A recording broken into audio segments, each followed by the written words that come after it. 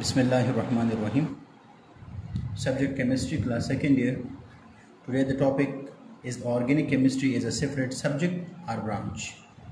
So organic compound obey the same fundamental laws of chemistry that hold for inorganic compound.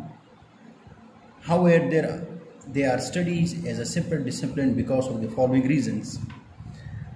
Organic compounds को हम एक separate branch में क्यों रखते हैं या ऑर्गेनिक कंपाउंड को हम बिल्कुल डिफरेंट क्यों स्टडी करते हैं, इनऑर्गेनिक कंपाउंड की तरह स्टडी क्यों नहीं करते, या दोनों कंपाउंड्स को इनऑर्गेनिक कंपाउंड्स को और ऑर्गेनिक कंपाउंड को हम कंबाइन क्यों स्टडी नहीं करते। इसके कुछ रीजंस हैं। वो रीजंस कौन कौन से हैं वो मैं नीचे एक्सप्लेन करूँ नंबर बाय नंबर। फर्स्ट जो रीज़न है, the first reason is that large number of compounds. It means कि जो ऑर्गेनिक कंपाउंड है, ऑर्गेनिक कंपाउंड अगर हम यहाँ पर देख लें कि अभी तक जो नॉन ऑर्गेनिक इनऑर्गेनिक कंपाउंड है ये अप्रॉक्सीमेटली इतने कंपाउंड हैं 1,50,000 जो, और वो रैपिडली इंक्रीज़ नहीं हो रहे। जितने और इनऑर्गेनिक कंपाउंड अभी तक डिस्कवर हुए हैं वो इतने हैं अप्रॉक्सीमेटली। लेकिन अगर हम ऑर्गेनिक कंपाउंड की स्ट्रेंथ देख लें, उनकी तादाद देख लें, तो अभी तक non organic compound it is about 35 million and their number several thousand of compounds are synthesized each year in laboratory. Artificially बहुत सारे ऑर्गेनिक कंपाउंड लेबॉर्ट्रीज में प्रिपेयर होते हैं। इसके साथ साथ प्लांट्स और एनिमल्स की बॉडीज़ को जब मज़ीद उसको जब हम स्टडी करते हैं, जब उसके हम मुख्तलिफ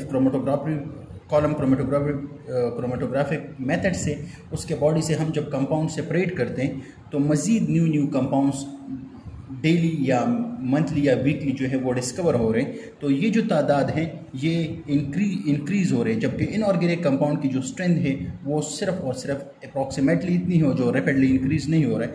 लेकिन ऑर्गेनिक कंपाउंड की तादाद ईच ईयर सेवरल थाउजेंड वो इंक्रीज़ हो रहा है। सो जो फर्स्ट रीज़न है कि हमने ऑर्गेनिक कंपाउंड को सेपरेट ब्रांच में क्यों रखा है, ये हम ऑर्गेनिक और इनऑर्गेनिक कंपाउंड को कंबाइन क्यों स्टडी नहीं करते, तो इसकी जो फर्स्ट रीज़न है वो ये है कि जो ऑर्गेनिक कंपाउंड है इनकी तादाद बहुत ज़्यादा है। उसकी वजह ज़्यादा होने की वजह से इसको हमने एक सेपरेट ब्रांच में रखा है।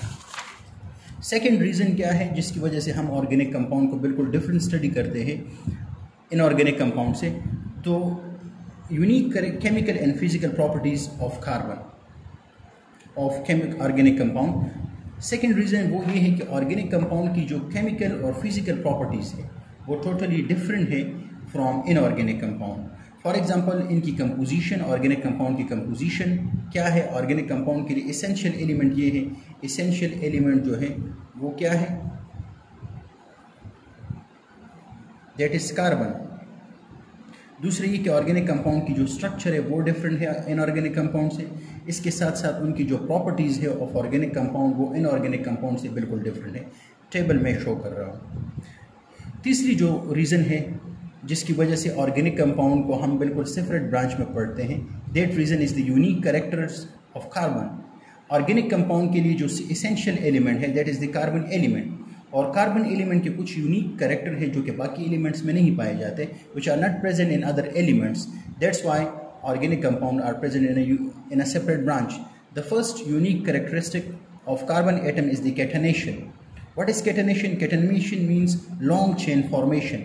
ऑर्गेनिक कंपाउंड को अगर हम देख लें या ऑर्गेनिक मालिक्यूल को हम देख लें तो उनमें large number of carbon atoms एक दूसरे के साथ सेल्फ लिंक इस तरह बना के लॉन्ग चेन बनाते हैं। और अगर मैं आपको यहाँ पर एक एग्जांपल दे रहा हूँ C100 हाइड्रोजन 202, इट मीन्स कि ये एक लार्ज मालिक्यूल है। इसी तरह अगर हम सेल्यूलोज या स्टार्च उसकी मालिक्यूल हम देख लें तो उसमें थाउजेंड्स कार्बन एटम्स मौजूद होते हैं। तो कार्बन की जो एक यूनिक कैरेक्टर है वो ये है कि कार्बन एटम में ये एबिलिटी मौजूद है कि ये लॉन्ग चेन फॉर्मेशन करता है। ये कार्बन एटम के साथ कंबाइन होकर या अदर एटम के साथ कंबाइन होकर लॉन्ग चेन बनाता है। और इसकी रीज़न क्या है? इसकी मेन रीज़न ये है कार्बन एटम की जो ऑर्बिटल है इनकी शेप इस तरह है कि ये आसानी के साथ एक दूसरे के साथ इस तरह लिंक होकर एक लॉन्ग चेन बना सकता है। The second main reason is that why organic compound है are placed in a separate branch. So the unique character of carbon is the second one is the multi-bond formation. Carbon atom have ability to form single bond, double bond as well as triple bond between with carbon atom and with other atom. For example, carbon atom have ability to form single bond between carbon atom. Carbon atom have ability to form double bond with carbon atom. Carbon atom have ability to form triple bond with carbon atom. Similarly, it have ability to form single bond with other element. It have ability to form double bond with other element. It have ability to form triple bond with other element. So carbon atom have ability to form single bond, double bond and triple covalent bond with other elements. The next reason that why organic compounds are large in number and are placed in a separate branch, the reason is the isomerism.